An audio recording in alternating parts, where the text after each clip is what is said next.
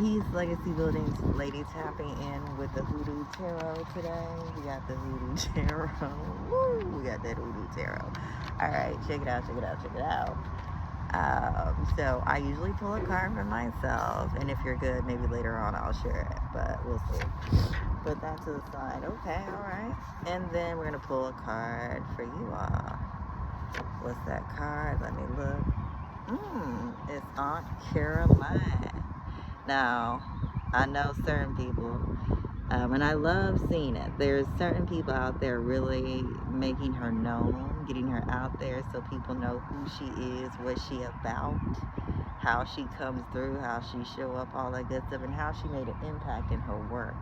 She has made a beautiful impact in her work. So if you're not familiar, tap in, look into her. Shout out to the people making content about Miss Aunt Caroline. So let's talk about where I'm pulling information for her from. Shout out to Tayana Lee McQuiller and her Hoodoo Tarot. So we're going to talk about Miss Aunt Caroline per Tayana Lee McQuiller's Hoodoo Tarot, and then I'll also share with you what comes up for me, okay? So let's see, Aunt Caroline. So I believe it's on 52. Aunt Caroline's on 52. All right, let's check this out. All right.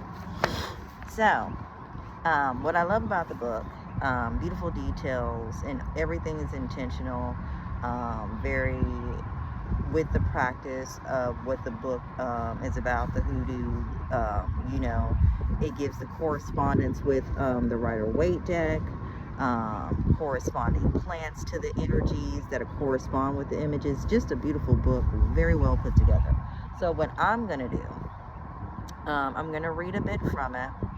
And like I said, break down some of what it says, and I'll let you know what comes up for me. Okay, all right. So Aunt Caroline corresponds with the Wheel of Fortune in the Rider-Waite deck.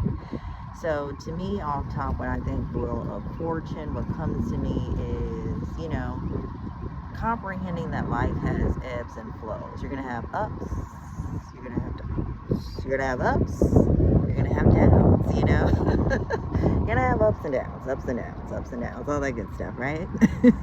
You're going to have it. And it's getting ourselves subconsciously, nervous system ready, neurologically, however you want to look at it, but getting ourselves ready to process both of them in a way that's detached, I would like to say, or neutral. So it's not like you're overstimulated either way. You just process it as it happens. But anyway, kind of went off there, but we're going to bring it back. So again, Wheel of Fortune. There is time for everything and a season for every activity under the heavens. So literally, yes, Wheel of Fortune.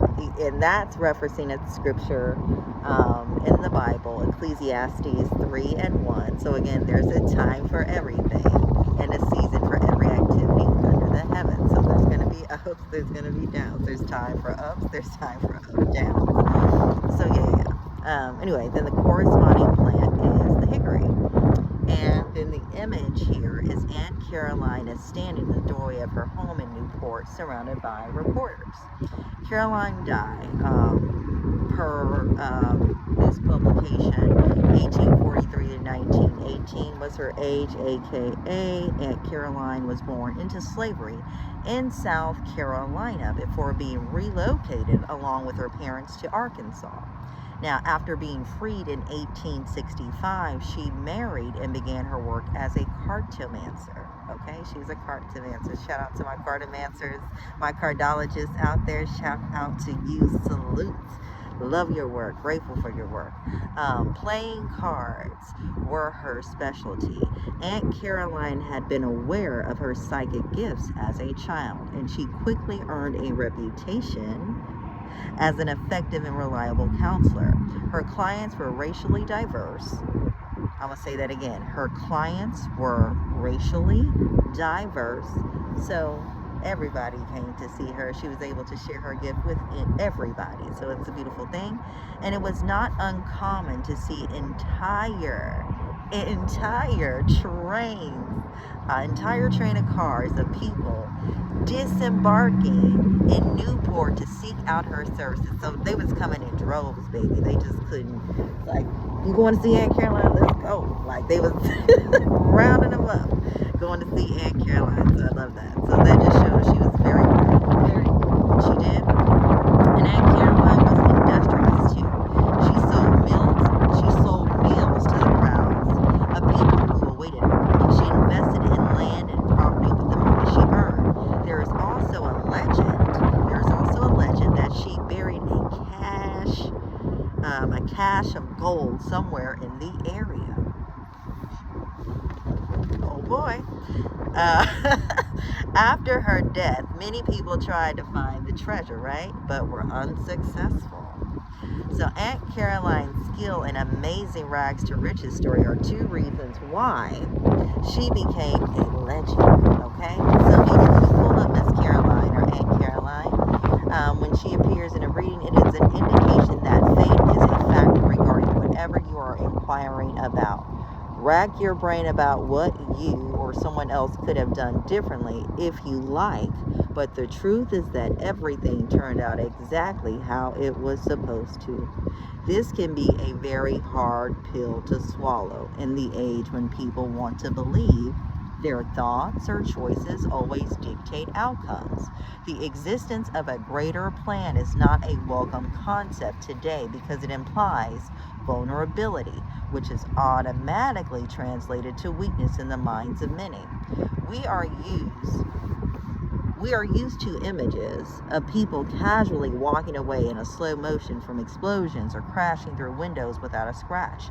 We then want to be indestructible, unflappable people too, but this is not the movies. It's not the movies. But shout out to some of today's programs and movies. They actually speak to this better in a lot of things, but I'm not going to get into that. That's a whole nother conversation. But shout out to movies and directors and those in the creative arenas. They are starting to do movies that have a more realistic, conclusion. So shout out to them. Anyway, we know in real life that those characters most likely would have died in a raging inferno, and the window crasher would be blinded or cut to ribbons. The audience likes these things didn't occur. They like the implication that the characters escaped or were cooler than what fate had planned for them. Okay? So Aunt Caroline teaches us that this way of thinking is a fantasy. No one can escape their fate, and incidents are no accidents. She also teaches us to expect the unexpected. This card may also be trying to tell you that to understand why things are happening or why they turned out the way they did, you must consider the big picture. So don't look at things just on a minute scale. Kind of forecast it out. Retroactively look at it from left to right, look at it from many different angles, get a feel for the bigger scope or the bigger picture to whatever's going out, and that way a lot of times you'll find yourself being more grateful. You'll get deeper wisdom or comprehension of the matter and what's surrounding it, and just better awareness of yourself, just to name a few things. So this card may also be trying to tell you that to understand why things are happening or why they turned out the way they did, you must consider the big picture. So if you receive Aunt Caroline in a reading, consider the following. Have you thought about turning the unexpected incident into an opportunity? This was fated.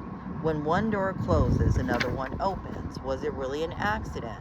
Your luck is about to change. You don't like change. Tough shit. It's about to. God damn it. Not a goddamn it wasn't there. I just did that. Okay?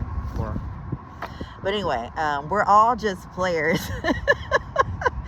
in one big chess game. We're all just players, guys, and that's a thing. We're all just players in one big chess game, so that's a consideration. Do you really think this is all about you? Do you really think it's all about you? It may not all be about you. We don't know. And get out of your way. Get out of your own fucking way, okay? Get out of your way. And why were you born? Why were you born? Why are you here? I got excited and forgot where I was really recording. My bad.